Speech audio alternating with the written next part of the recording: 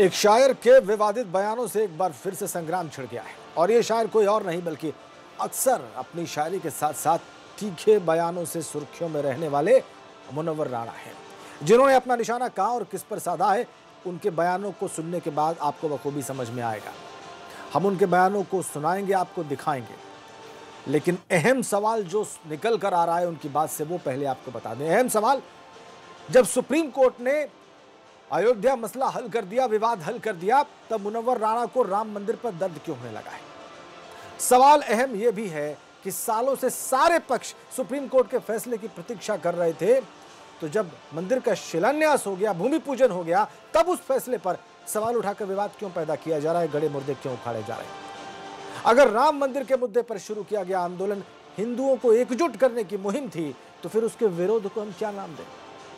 आज बहस इसी पर, और इसके लिए हमारे साथ जो हैं वो जो मेहमान हैं, सबसे पहले उनका आपसे परिचय करा दें, आपसे तारुफ करा दें। शोएब जमई हमारे साथ हैं, IMF के चेयरमैन हैं। स्वागत आपका शोएब। चंद्रमोहन, डॉक्टर चंद्रमोहन बीजेपी के प्रवक्ता हैं। डॉक्टर चंद्रमोहन, आपका भी बहुत स्वागत। वीरेंद्र सिंह पूर्व मंत्री हैं, कांग्रेस के नेता हैं, हमारे साथ जुड़े हुए। वीरेंद्र सिंह जी, आपका भी बहुत स्वागत। हमारे साथ जुड़ेंगी सुमैया राणा थोड़ी देर बाद। मुनव्वर राणा की बेटी है, वो भी सुर्खियां बटोरी थी CAA के प्रोटेस्ट के दौरान। आज उनका पक्ष रखने के लिए इसी चर्चा में हमारे साथ होंगी थोड़ी देर बाद सुमैया राणा। और हमारे साथ जुड़े हुए प्रदीप भटनागर, वरिष्ठ पत्रकार, प्रयागराज से। आप सभी का बहुत स्वागत, आप सभी का बहुत स्वागत। और इससे पहले कि हम बहस शुरू करें, आपको देश की सुप्रीम अदालत में मसले को ले जाने पर शायर मुनव्वर राणा ने जो दर्द बयां किया है वो दिखा देते हैं। हम शुरू से चीखते थे 20 बरस से कि आस्था के फैसले अदालत में नहीं होते, तो इसका कोई मकसद नहीं है कि आस्था का फैसला अदालत में केस कर दिया जाए। ऐसा है, अदालत में जाने का मतलब ये है कि वो पक्ष कमज़ोर पड़ रहा है तो वो अदालत में चला गया। एक तो बाबरी मस्जिद को लेकर असल में इतना तमाशा बनाया गया। बाबरी मस्जिद की जगह राम जन्मभूमि बनाने का कोई मकसद नहीं था, वो कोई बड़ी बात नहीं थी। सिर्फ ये था, वो इस तमाशे की बदौलत हिंदुओं को एक करने का मकसद था विश्व हिंदू परिषद का। तो यही नहीं रुके, उन्हें आगे बयान दिया कि लॉकडाउन के दौरान, उसको अप्लाई करने के दौरान नाइंसाफ़ी की गई है, हिंदू और मुसलमानों के बीच में दरार डाली गई है, मुसलमानों के साथ नाइंसाफ़ी की गई है। देखिए, आपने सैटरडे को कोरोना भाई का फ़ोन आ गया आपके पास, योगी जी के पास। योगी जी डायरेक्ट बात करते हैं कोरोना जी से, तो कोरोना भाई का फ़ोन आ गया योगी जी के पास। कैसा है कि सैटरडे को बंद कर दीजिए, हम सैटरडे को तो आएंगे हम, लेकिन फिर संडे को खोल दीजिएगा, क्योंकि उस दिन रक्षाबंधन है तो बिकेंगी राखी वाखी, तो संडे को खोल दीजिएगा, लेकिन सैटरडे को हम आएंगे हम। तो सैटरडे को बंद कर दिया उन्होंने। अब नतीजा ये कि बकरीद में हम यहाँ से पड़ोस में हम अपनी बहन को, बीमार बहन को देखने के लिए नहीं जा सके, कहीं नहीं जा सके, साहब लॉकडाउन में बंद बैठे हुए हैं। तो आप बताइए, क्या ये इंसाफ है? बहुत सारे मुद्दे खड़े कर दिए हैं मुनव्वर राणा साहब ने। शोएब जमई हमारे साथ हैं, IMF के चेयरमैन हैं। शोएब साहब, ये बयानात सही हैं, बिल्कुल ठीक है, इनका स्वागत किया जाना चाहिए। देखिए, मैं समझता हूँ कि मुनव्वर राणा साहब मुल्क ही नहीं बल्कि दुनिया के, मतलब इस वक्त में उर्दू दुनिया के, अदब दुनिया के बड़े मशहूर शायर है, और उनकी मकबूलियत जो है हिंदू और मुसलमान तमाम मज़ाहिब के लोगों के बीच है और बड़ी शख्सियत है। मैं समझता हूँ कि जो उन्होंने चंद बातें कही हैं, इसमें पूरा स्टेटमेंट, और मैं पूरा इंटरव्यू में पढ़ा हूँ उनका जो छपा है, उसमें उन्होंने कहा कि हमारे साथ जो है फैसले हुए, इंसाफ नहीं हुआ। मैं भी मानता हूं कि राम मंदिर पर जो फैसला आया सुप्रीम कोर्ट का, ये मानने के बावजूद कि 1949 में वहां मूर्ति प्रकट नहीं हुई, रखी गई गैर कानूनी तरीके से, 1992 में जो तोड़ा गया उसको गैर कानूनी माना, और फिर कहा कि यहाँ से कि वहां पे 1983 से लेकर 1949 तक जो है मुसलमानों के कब्जे में रही, नमाज होती रही। ये भी माना कि वहां मंदिर तोड़ करके मस्जिद नहीं बनाए गए, ASI के सबूत से ऐसा कोई। तो ये तमाम चीजें मानने के बाद फिर भी फैसला उलट आ जाना, ये मुझे लगता है कि ये फैसला था जिसको हमने माना, कानून का सम्मान और सुप्रीम कोर्ट का सम्मान कर, लेकिन मेरा अधिकार है ये कहने का और मुनव्वर राना के कि ये न्याय नहीं हुआ और हम ये हमेशा मानते रहेंगे। उसके बाद उन्हीं के जस्टिस गोगोई साहब का जो बाद में ये चला जाना, राज्यसभा में चले जाना बीजेपी के एक शोएब साहब, ठीक, तमाम सवाल खड़े करते हैं। एक मिनट बस मैं खत्म कर रहा हूँ। उसके बाद आपको मैं एक बात बताऊं कि आपको याद होगा कि जब ये फैसला चल रहा था उसी वक्त जस्टिस गोगोई साहब, मैं बड़ा सम्मान करता हूं, लेकिन एक सेक्सुअल एलिगेशन का केस उनके ऊपर था जो बाद में दब गई, और फिर ये तमाम जो चीजें हैं वो हमेशा सवाल खड़ी करते रहेंगे और कुछ ना कुछ लोग सवाल उठाते रहेंगे। मैं नहीं समझता कि इसमें कोई गलत बात है। शोएब साहब, जब आप सवाल उठाते हैं और ऐसी चीज पर उठाते हैं जो कि इतना सेंसिटिव मसला है, तो उस सवाल पर सवाल खड़ा होगा। इसलिए होगा क्योंकि फिर सवाल यह पैदा होगा कि आप लोग चाहते क्या हैं, चाहते क्या है। अगर बार बार आप सवाल खड़े करेंगे, खोदेंगे, वहां पर कुछ ना कुछ निकालने की कोशिश करेंगे, बताएंगे कि गलत हो गया, नाइंसाफी हो गई, ये सब नहीं होना चाहिए था, पता नहीं कैसे हो गया शोएब साहब, तो इसका असर ये होगा कि जो चीज खत्म हो रही है, जो एक भाईचारा एक बार फिर से जन्म ले सकता है सारी चीजें पीछे रखकर, वो नहीं हो पाएगा। क्या मैं गलत बोल रहा हूं शोएब जमे जी? कि बिल्कुल, मैं हमेशा चाहता हूं कि ये मामले खत्म हो, लेकिन मैंने कहा कि मैं गुमान हमेशा करता हूं, मेरा भरम है कि ये खत्म हो जाए, लेकिन बार बार जब काशी और मथुरा की बात आती है, बार बार 1991 के रिलीजियस प्रोटेक्शन एक्ट को खत्म करने के लिए सुप्रीम कोर्ट में बीजेपी के एमपी सुब्रमण्यम स्वामी चले जाते हैं। विनय कटियार ने बयान दिया कि अब तो हमने अयोध्या पूरा कर लिया, अब काशी और मथुरा की बाकी है। जो ईदगाह की मस्जिद है मथुरा में और ज्ञानवापी मस्जिद है काशी में, तो ये जो बातें हैं ये खत्म नहीं कर रही है, तो खुद शुरुआत कर रहे हैं। हम तो सिर्फ अपनी दर्द बयान कर रहे हैं, हमने नहीं कहा कि कोई चीज हम वहां कर देंगे, हम तो सिर्फ अपना दुखड़ा रो रहे हैं। मेरी अपनी भावनाएं, मुनव्वर साहब की अपनी भावनाएं, इसमें कोई बुराई नहीं। लेकिन एक बात जो उन्होंने कही योगी आदित्यनाथ जी के बारे में, आप बताइए कि जिस तरीके से बकरीद में आपने देखा कि उन्होंने सैटरडे को कहा बकरीद है जी, कोरोना की वजह से लॉकडाउन रहेगा, कुछ नहीं हो सकता, कोई मुसलमान बाहर नहीं निकला, और इतवार के रोज और सोमवार इतवार के रोज जो है ये वो सवाल मैं पूछूंगा, तो आपने कहा कि शोएब जमई वो सवाल मैं पूछूंगा, मेरे साथ डॉक्टर चंद्रमोहन हमारे साथ हैं, छोड़ दिए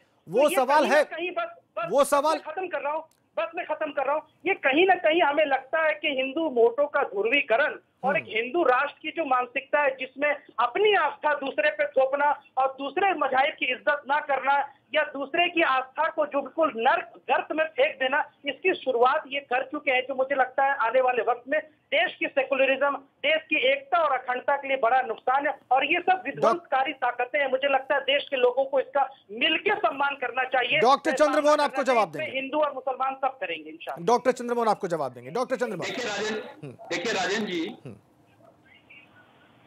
मेरी किसी पत्रकार मित्र से बात हो रही थी तो उन्होंने 2 पंक्तियां लिख के भेजी मुझे। हमारा सच कहना काम कर गया, बड़े बड़े चेहरों से नकाब उतर गया। जो मुनव्वर राना जी ने सारी बात कही है वो कोई साहित्यकार और कोई शायर की बात नहीं है, वो उन्हीं बातों का विस्तार है जो बात संभल के सांसद बर्क ने की है और जो बातें अभी ये यहाँ पे बैठ के कर रहे हैं सज्जन, ये कोई गंगा जमुनी संस्कृति की बातें नहीं है। ये पूरी तरीके से देश की एकता और अखंडता को प्रभावित करने वाली बातें हैं। एकदम साफ गोई के साथ में मैं कह रहा हूँ, ये पूरी तरीके से वही बातें हैं। मत बोलिए तोड़ने पे मौलाना बीच में, मौलाना बीच में मत बोलिए, सुन लीजिए शोएब साहब, मत बोलो, सुन लीजिए डॉक्टर चंद्रमोहन की बात सुन लीजिए। बोलिए बोलिए बैठ जाइए, शिशुपाल जी बैठ जाइए, ठीक, बोलिए बोलिए।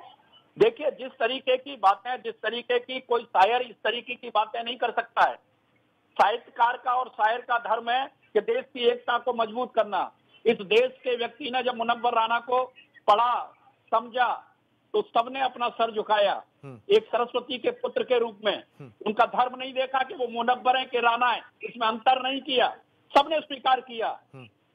लेकिन जब मुनव्वर राणा इस तरह की राजनीतिक टिप्पणी करते हैं तो मैं तो स्पष्ट रूप से कहूंगा कि उससे पहले उनको चाहे जो दल पसंद आए, चाहे जो नेता पसंद आए, अखिलेश से लेकर ओवैसी तक, उन सब में से जिसको चाहे उसका फोटो लें और फिर जो चाहे वो भाषण दें, किसी को भी असुविधा नहीं है। लेकिन एक शायर के रूप में, एक साहित्यकार के रूप में इस तरह की बातें करना बहुत बहुत दुर्भाग्यजनक है, दुखद है। इस पूरे देश ने इनको कभी मुस्लिम के रूप में नहीं स्वीकार किया, उनको साहित्यकार और शायर के रूप में स्वीकार किया। और माननीय सर्वोच्च न्यायालय का निर्देश आया, उसका पालन किया सरकार ने, और उसके अंतर्गत मंदिर बना और अपनी भावनाओं को व्यक्त करने का काम प्रधानमंत्री जी ने किया। अब सबका अपना धर्म होता है।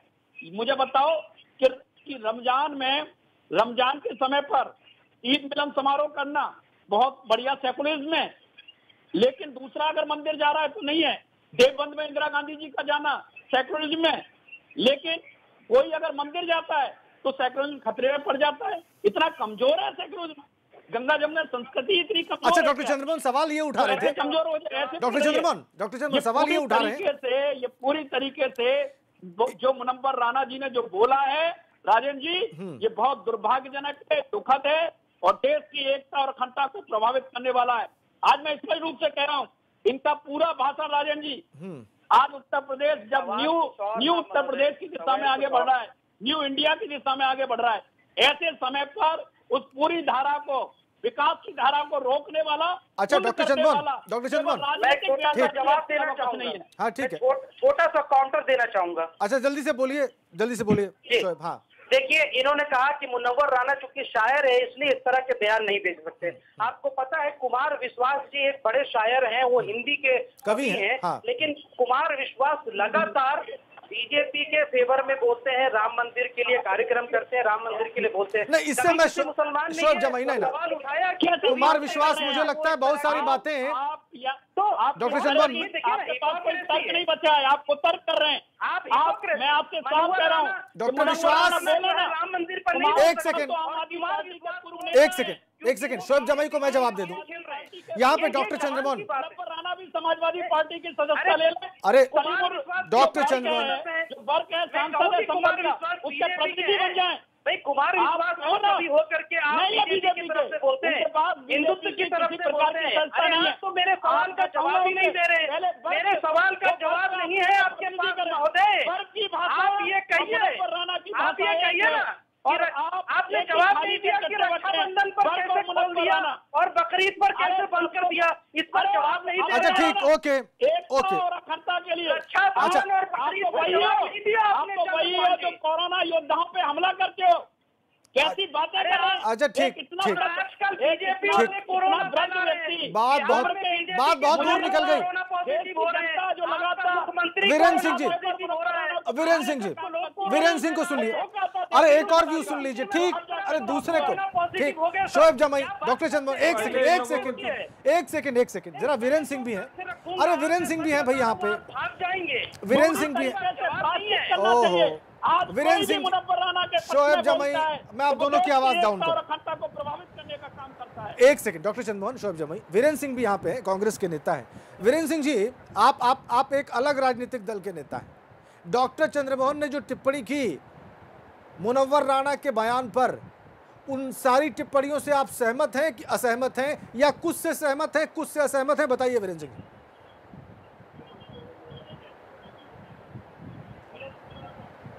देखिए, जहाँ तक मेरा मानना है, डॉक्टर मुनव्वर राणा का क्या जो यह बयान है, ये उनकी पर्सनालिटी से मेल नहीं खाता।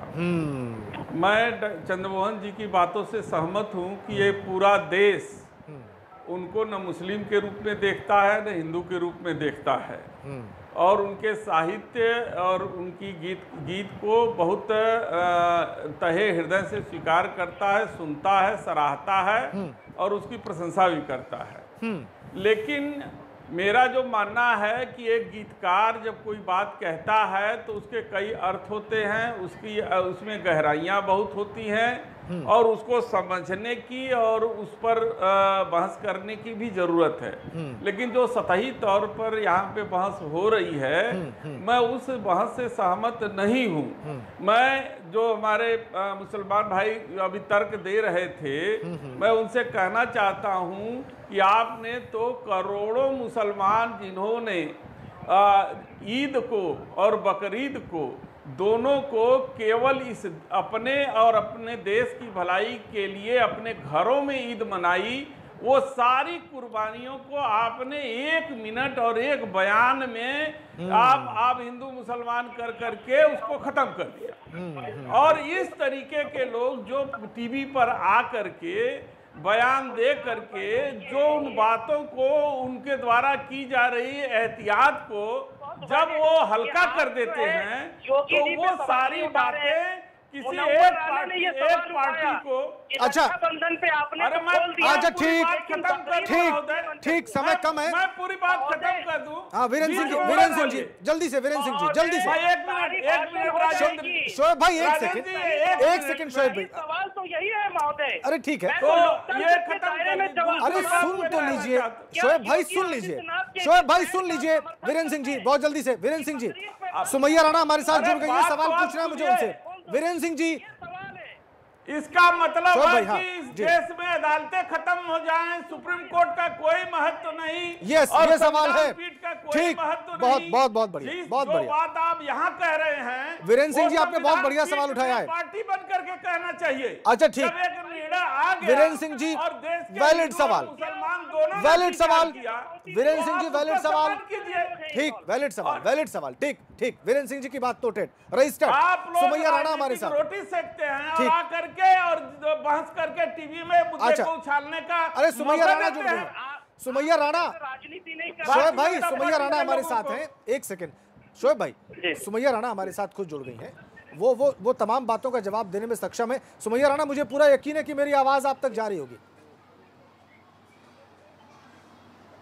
जी बिल्कुल राजेंद्र जी आ रही है आवाज़। स्वागत आपका। मैं ये जानना चाह रहा हूँ कि आपके पिता जो कि बहुत जाने माने शायर हैं और जिनकी बातों को पढ़कर जिनकी भावनाओं को देखकर मुझे लगता है कई लोग बड़े हुए होंगे, कई लोग जवान हो गए होंगे अब तक और बहुत सारे लोगों की समझ भी सेकुलरिज्म के बारे में डेवलप हुई होगी। ये क्या बयान दे रहे हैं कि अदालत में इस फैसले को नहीं होना चाहिए था।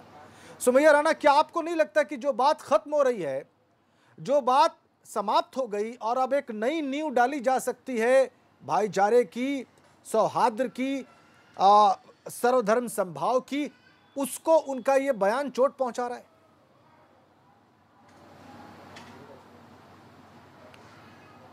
बिल्कुल राजेंद्र जी ये बात सही है कि ये एक चैप्टर क्लोज हुआ, हम भी उसको मानते हैं, लेकिन चैप्टर क्लोज हुआ लेकिन बड़े ज़ख्म बहुत दर्द दे के जा रहा है। ये बाबरी मस्जिद हमारे दिलों में बसी हुई है और उसको तो आप किसी के दिल से निकाल के नहीं फेंक सकते। आपने अयोध्या से निकाल के फेंक दिया, ये आपके हाथ में था क्योंकि अक्सरियत में आप हैं, आपने फेंक दिया, अदालतें आपकी हैं, आपने फेंक दिया, लेकिन हम अपने दिलों से नहीं निकाल पा रहे हैं उसको, जाहिर सी बात है। बात रही जहाँ तक पापा के बयान की, आपने एक शायर का कलम देखा होगा कि लिखने के पीछे बहुत सारे उसके एंगल होते हैं। आपने बड़ी खामोशी से सवाल किया, मुझे अच्छा लगा, मैं उसका जवाब बहुत कायदे से दे पाऊंगी। बात यह है कि जो दर्द है कभी ना कभी तो छलकेगा, जाहिर सी बात है। एक तकलीफ आप देख रहे हैं कि अदालतों से हम लोगों का कितना ज़्यादा न्यायपालिका पर, मैं सिर्फ राणा साहब की बात नहीं कर रही हूँ, मैं अपनी नहीं कर रही हूँ, मैं तमाम मुसलमानों की बात कर रही हूँ जो इस हिंदुस्तान में हैं, जो वाकई में इस मुल्क को अपनी मिट्टी, अपनी माँ समझते हैं। और उसके बाद उन मुसलमानों को उस दिन झटका लगा था, बहुत बड़ा झटका, जिस दिन ये पता चला कि बाबरी मस्जिद को उठा के बाहर फेंक दिया गया, उस प्रेमिसेस में भी जगह नहीं दी गई। उन्होंने ये जो आप डायलॉग बता रहे हैं, जो मीडिया कह रही है कि इन्होंने ये बोला और गोगोई साहब के ख़िलाफ़ ये बोला, उन्होंने साथ में ये भी बोला कि जब मस्जिद को कहीं और बनना है, उस प्रेमिसेस में नहीं बनना है, तो फिर उसके लिए वहीं पे क्यों, उससे बेहतर जगह तो मैं दे रहा हूँ, जो जिस हैसियत का मैं हूँ, मैं अपनी ज़मीन दे रहा हूँ।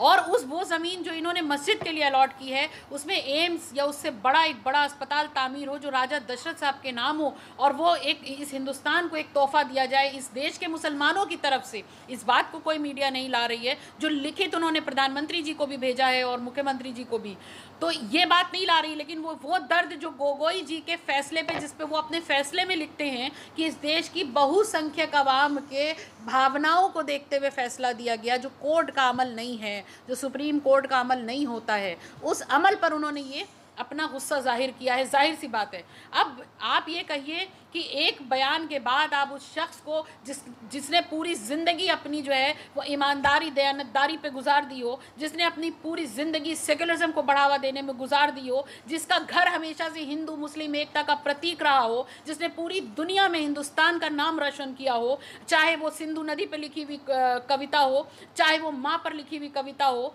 चाहे राजा दशरथ पे लिखी हुई बोल हो, उसके बाद आप ला करके बहुत से मीडिया वाले, मुझे बहुत अफसोस है आज इस बात को, वो कहते हैं कि आज खुलासा हुआ है, आज हमने उनको बेनकाब किया है। अरे साहब, जिनको बेनकाब करना हो आप उनको बेनकाब कर दीजिए, तो हिंदुस्तान की तस्वीर बदल करके रह जाएगी। ये वही हिंदुस्तान हो जाएगा जो बाबा भीमराव अम्बेडकर ने जिसका ख्वाब देखा था। तो मैं बहुत अफसोस है मुझे इस बात का कि आज इसकी तारीख में ये मुनव्वर राना साहब के लफ्ज़ हो सकते हैं, बोल हो सकते हैं, लेकिन ये जो सोच है ये हर हिंदुस्तानी मुसलमान की सोच है कि हमारे साथ नाइंसाफ़ी हुई है। माननीय सर्वोच्च न्यायालय ने अपना फैसला सुनाया था, इंसाफ किया होता तो हमें उस प्रेमिसेस में थोड़ी सी जगह ज़रूर मिल जाती। मैं एक ब्रेक के लिए रुक रहा हूँ सुमैया राणा, मुझे लगता है डॉक्टर चंद्रमोहन आपको रिस्पॉन्ड करना चाह रहे हैं। इस ब्रेक के लिए रुक रहे हैं, फौरन वापस लौटते हैं।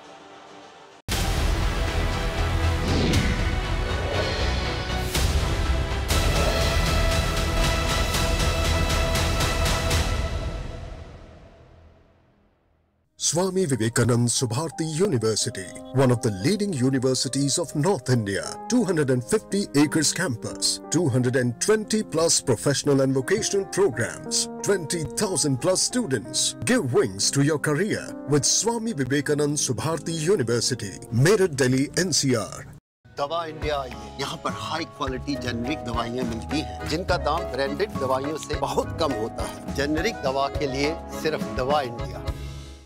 3 years of freedom and adventure. 3 years of memories that will stay with us forever. 3 years of inspiring people to go out and find their own way. 3 years of a brotherhood that's growing every day. 3 years of an absolutely amazing journey. But it's only been 3 years. Here's to many more years of living the Jeep life.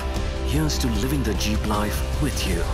Introducing the 3rd anniversary limited edition Jeep Compass Night Eagle. मेरा beauty filter है वीको turmeric cream. इसमें है हल्दी और चंदन के गुण जो कील मुहासे दूर करे और दे नेचुरल सुंदरता। अब से ये मेरा भी ब्यूटी फिल्टर वीको टर्मरिक क्रीम, 24 कैरेट सौंदर्य दे सोने जैसा निखार।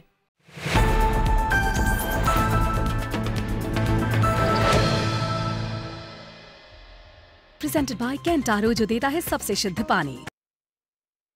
से पहले सुमैया राणा ने अपनी बात कह दी, बीजेपी वक्ता डॉक्टर चंद्रमोहन उनकी बात का जवाब देना चाह रहे हैं। डॉक्टर चंद्रमोहन, वक्त बहुत कम है आपके पास, रिस्पॉन्ड करिए। देखिए, सुमैया राणा जी का बयान पूरी तरीके से राजनीतिक बयान है, इसके अलावा कुछ नहीं है। और जिस तरीके से वो माननीय न्यायपालिका पर सवाल खड़ा कर रही है, ये एक नई तरीके की कर रही है, क्योंकि देश ने एकता का संदेश दिया है जिस दिन भूमि पूजन हुआ उस दिन, और जिस दिन माननीय सर्वोच्च न्यायालय का निर्णय उस दिन। लेकिन देश में अस्थिरता पैदा करने वाली ताकतों के साथ में सुमैया राणा ने हाथ मिलाया है, इसीलिए सीए प्रोटेस्ट में ये भाग लेती हैं, इसीलिए ये इस तरह की टिप्पणी करती हैं। इनकी टिप्पणी और वर्ग की टिप्पणी में कोई अंतर नहीं है। ये देश को बांटने की कोशिश कर रही हैं और राजनीतिक रूप से राजनीतिक साजिशकर्ता के रूप में ये टिप्पणियां कर रही हैं। देश इन टिप्पणियों को स्वीकार नहीं करता और मैं स्पष्ट रूप से कहता हूँ, ये ना तो साहित्यकार के परिवार की टिप्पणी, शुक्रिया आपका डॉक्टर चंद्रमोहन, राजनीतिक परिवार की। इतना ही वक्त था। मैं माफी चाहता हूं अपने तमाम पैनलिस्टों से। धन्यवाद आपका डॉक्टर चंद्रमोहन, धन्यवाद सुमैया राणा। प्रदीप भटनागर जी, विशेष रूप से मैं आपसे माफी चाहता हूं, वक्त कम था और आपके विचार हम नहीं ले पाए, लेकिन मैं माफ़ी चाहता हूं आपसे, मुझे यकीन है आप माफ़ भी करेंगे। और वीरेंद्र सिंह जी और शोएब जमई, आपका भी बहुत बहुत शुक्रिया। सारे पक्ष लगभग आपने देख लिए, आप खुद तय कर सकते हैं कि किसकी बात जायज़ है। बहुत धन्यवाद राजनीति देखने के लिए। नमस्कार।